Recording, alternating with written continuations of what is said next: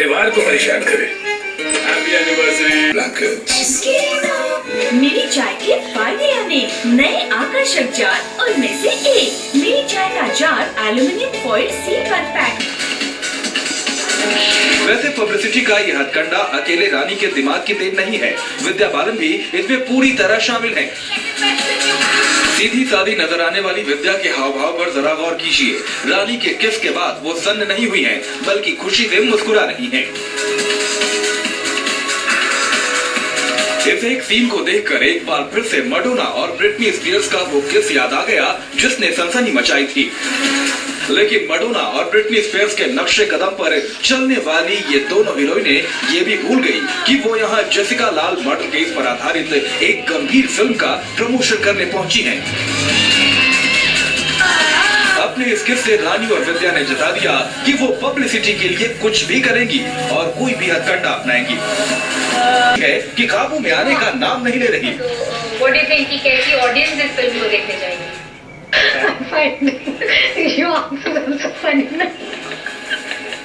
थोड़ा सा ब्रेक लेंगे, ब्रेक के बाद आपको दिखाएंगे कि हाँ शाहरुख को किसने दी कॉमेडी में। हैंड ग्रेनेड, रॉकेट लॉन्चर, बारूदी सुरंग, जिंदा बारूद के ढेर पर हिंदुस्तान का बड़ा शहर एक के बाद एक फट रहे हैं 17,000 बम। ऑपरेशन जिंदा बारूद शाम 6 बजे। बैंकिंग तो एक झमेला है यार। इलाहाबाद बैंक का सेविंग्स बैंक अकाउंट ट्राई करो। थोड़ा सा ब्रेक के बाद हिंदुस्तान में है एक ऐसा शहर जहां हर सेकंड फटता है बम। जिंदा बारूद पर खड़े शहर का सच दिखाएंगे ब्रेक के बाद।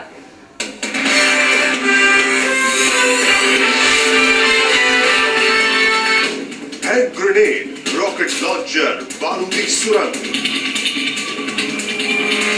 जिंदा बारूद के ढेर पर हिंदुस्तान का बड़ा शहर एक के बाद एक फट रहे हैं 17,000 बम।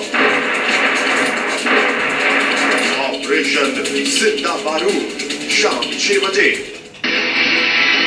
इंडिया टीवी पर स्पेशल रिपोर्ट।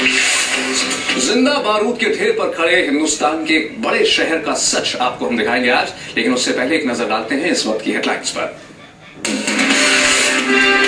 मानवाधिकार कार्यकर्ता विनायक सेन देशद्रोह के दोषी पाए गए हैं। रायपुर सेशंस कोर्ट ने सेन को देश के खिलाफ युद्ध छेड़ने, लोगों को भड़काने, माओवादी संगठनों की मदद करने का दोषी करार देते हुए उम्र कैद की सजा सुनाई। विनायक सेन को पुलिस ने 2007 में गिरफ्तार किया था। आंध्र प्रदेश के विशाखापट्टनम में महिला संगठन के कार्यकर्ताओं ने बड़े शख्स को गिरफ्तार कर लिया है।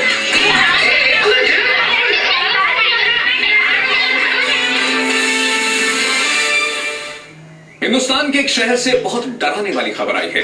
एक शहर में 17,000 बम है। इस वक्त सेना इन्हें तबाह करने के मिशन पर काम कर रही है, लेकिन एक साथ 17,000 बमों के जखीरे ने कई सवाल खड़े कर दिए। बमों के जखीरे में हर वो सामान है जो युद्ध के मैदान में होता है। रॉकेट लॉन्चर, हैंड ग्रेनेड और यहां तक कि बारूदी सुरंग भी। आप भी देखिए जिंदा बारूद पर खड़ा यह शहर आखिर कौन सा है।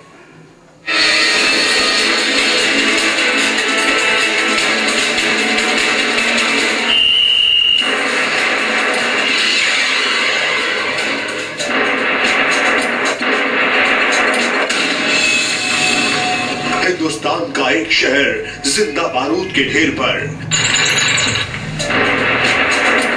जिसे सब कचरा समझ रहे थे वो काम निकला। देखिए यहाँ सिर्फ 1 सेकंड की गलती होनी थी और फिर हिंदुस्तान का एक बड़ा शहर तबाह हो सकता था।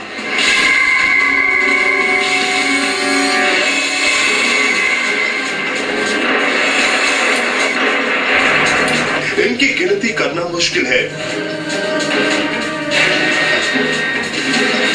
फिर भी जान लीजिए यहाँ 17,000 से ज्यादा विस्फोटक पड़े हैं।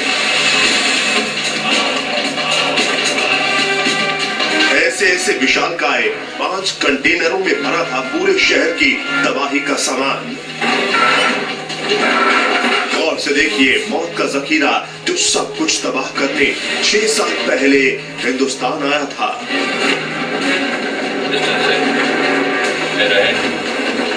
सवाल ये है कि कचरे के नाम पर हिंदुस्तान में साक्षात काल लेकर कौन आया?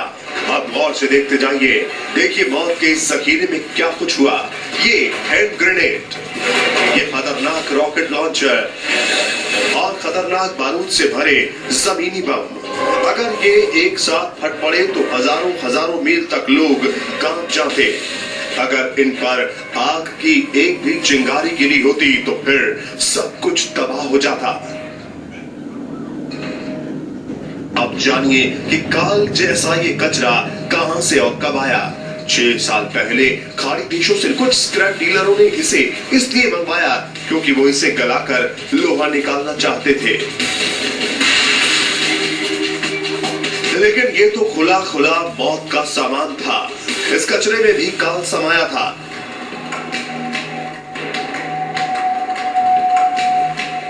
साल 2004 में जैसे ही ये कचरा गलाने के लिए मंडी गोविंदगढ़ की एक मिल में डाला गया, मिल में हुआ एक जबरदस्त ब्लास्ट।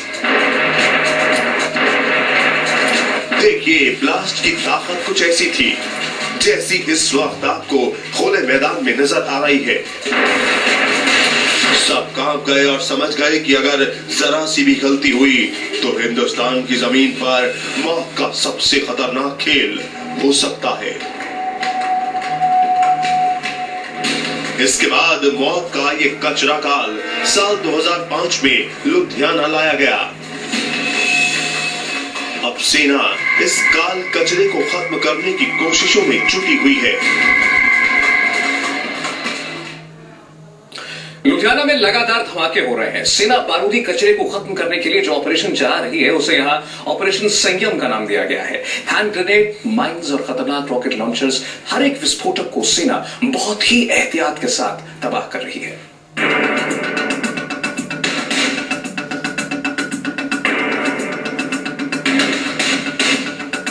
ऑपरेशन संयम पहुंचा आखिरी चरण में।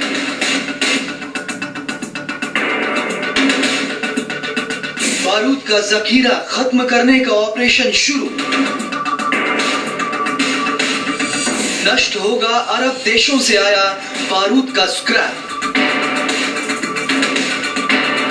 सेना नष्ट करेगी 17,000 विस्फोटकों से भरे कंटेनर। ऑपरेशन संयम के लिए गांव के गांव खाली कराए गए।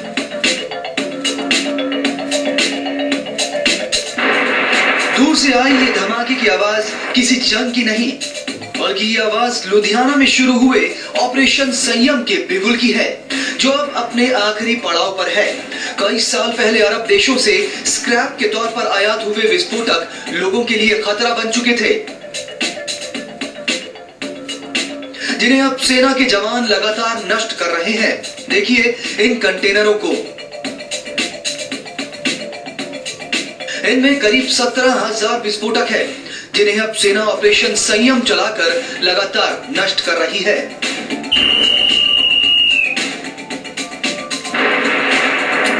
ऑपरेशन संयम लुधियाना के 2 गांव के आसपास के इलाकों में चल रहा है, जिसके लिए गांव के गांव खाली करा दिए गए हैं ताकि इस ऑपरेशन में किसी को कोई नुकसान न हो। इस ऑपरेशन के लिए सेना की विशेष 202 बॉम्ब डिस्पोजेबल यूनिट काम कर रही है। ये देखिए, सेना के जवान लगातार बारूद के ढेर को नष्ट करने में लगे हुए हैं। साथ ही इस ऑपरेशन के लिए लुधियाना के 2 गांव के आसपास के इलाकों को खाली करा दिया गया है। सेना के ये बहादुर जवान अभी तक 5 विस्फोटकों से भरे कंटेनरों में से 4 को सफलतापूर्वक नष्ट कर चुके हैं। बाकी ये कंटेनर भी जल्द ही खत्म कर दिया जाएगा। करीब 25 दिनों से लुधियाना के इस मत्तेवाड़ा गांव में ऑपरेशन संयम चल रहा है। इस ऑपरेशन में खाड़ी देशों से स्क्रैप के तौर पर आए 17,000 खतरनाक विस्फोटकों को नष्ट किया जा रहा है। तबाही के सामान को खत्म करने का जिम्मा जांबाज इंडियन आर्मी को सौंपा गया है और राहत की बात यह है कि सेना ने अब तक 5 कंटेनरों में से 4 को पूरी तरह नष्ट कर दिया है। उम्मीद ये जताई जा रही है कि अगले 2 हफ्तों में 5वां कंटेनर भी खत्म हो जाएगा। लुधियाना से तुषार भारती की रिपोर्ट। लुधियाना में सेना ने पिछले कई दिनों से ऑपरेशन संयम शुरू किया हुआ है। कुछ साल पहले अरब देशों से Punjab warehousing corporation Ludhiana में स्क्रैप के रूप में विस्फोटकों से भरे 5 कंटेनर आयात हुए थे। इन कंटेनरों में लगभग 17,000 विस्फोटक हैं, जिन्हें सेना के ऑपरेशन संयम की मदद से लगातार नष्ट किया जा रहा है।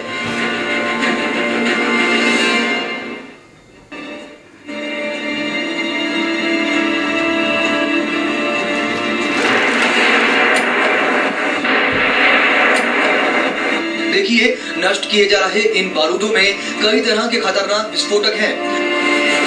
इनमें हैंड ग्रेनेड से लेकर 210 mm कैलिबर एम्यूनिशन, सी माइंस, आरपीजी के राउंड समेत कई प्रकार के खतरनाक रॉकेट लॉन्चर भी शामिल हैं। सेना के जवान पूरी मुस्तैदी के साथ इन विस्फोटकों को नष्ट कर रहे हैं। लुधियाना के ड्राई पोर्ट पर पिछले कई साल से पड़े ये विस्फोटक यहाँ के लोगों के लिए खतरा बने हुए थे। ऑपरेशन संयम के लिए लुधियाना के उन 2 गांवों के आसपास के इलाकों को खाली करवा दिया गया है, जहां इन विस्फोटकों को नष्ट किया जा रहा है, ताकि किसी को किसी प्रकार का कोई नुकसान न हो। जो विलेजर्स हैं उसमें बड़े बुजुर्ग वगैरह हैं, उनको सर्दी में बाहर निकलना पड़ रहा है। उसके लिए हमने जो डिसीजन लिया है वो ये है कि हम सुबह ऑपरेशन को काफी लेट शुरू कर रहे हैं और जो गांव वालों को इवैक्यूएशन के लिए कहते हैं वो हम तकरीबन 10:30 और 11 के बीच में इवैक्यूएट करवा रहे हैं। इस ऑपरेशन में सेना की विशेष 202 बम डिस्पोजेबल यूनिट विस्फोटकों को निपटाने में लगी है। देखिए, इनमें 2 ऑफिसर, 5 जेसीओ और 35 अलग अलग रैंक के जवान लगे हुए हैं। इस ऑपरेशन संयम के लिए सेना ने खास तरह का सूट भी पहना है। देखिए, कुछ साल पहले अरब देशों से आयात हुए स्क्रैप को सील कर दिया गया था। लुधियाना में तब से लेकर अब तक 5 कंटेनर्स में भरे विस्फोटक इसी तरह पड़े थे। इन विस्फोटकों को निपटाने की जिम्मेदारी सेना की 202 बम डिस्पोजेबल यूनिट को सौंपी गई थी। इस यूनिट के कमांडर के अनुसार इन विस्फोटकों को खत्म करने में अभी लगभग 2 हफ्ते और लगेंगे।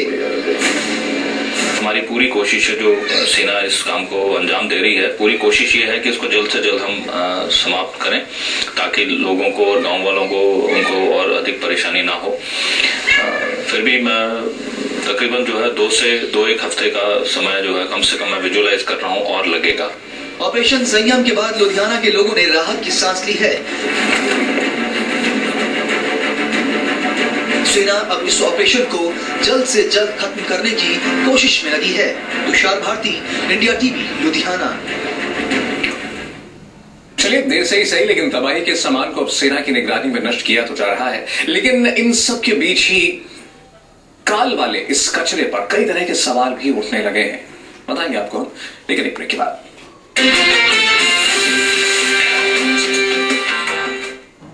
6 PM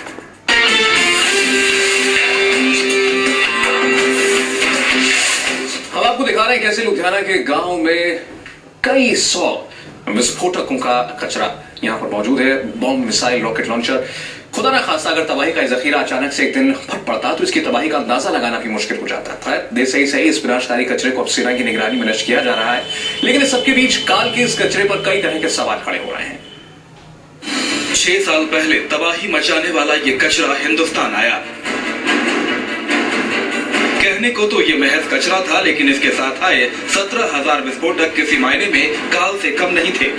ये 17,000 विस्फोटक अगर एक साथ फट जाते तो प्रलय आ जाती। लेकिन अब इस बारूदी कचरे ने कई सवाल भी खड़े कर दिए हैं। सबसे बड़ा सवाल ये है कि कंटेनर से आने वाले इस जानलेवा कचरे की क्या कस्टम डिपार्टमेंट ने हिंदुस्तान आते वक्त जांच नहीं की थी? अगर जांच की तो फिर विस्फोटकों से भरे कंटेनर स्क्रैप डीलर्स तक कैसे पहुंच गए? दूसरा बड़ा सवाल, क्या स्क्रैप गलाने के दौरान मंडी गोविंदगढ़ के मिल में हुए विस्फोट के बाद विस्फोट के सिलसिले में वहां के प्रशासन ने जांच की? अगर हाँ, तो फिर वही तबाही वाला स्क्रैप लुधियाना के स्क्रैप डीलरों के पास कैसे पहुंच गया?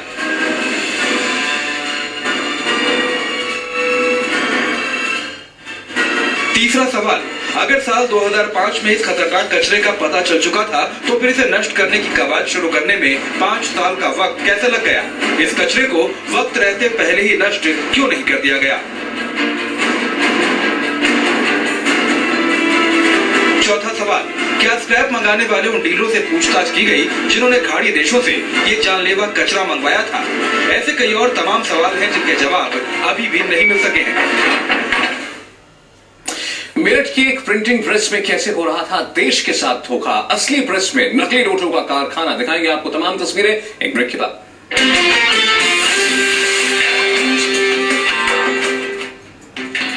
बहते बहते जम गई नदी।